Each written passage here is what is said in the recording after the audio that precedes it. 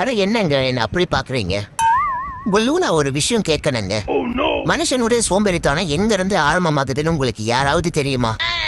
என்னோட இந்த பதிவை பார்த்துட்டு லைக் போடாம சப்ஸ்கிரைப் பண்ணாம அப்படியே கடந்து போறீங்க பாருங்க, அங்கிருந்து தாங்க ஆரம்பமாகுது.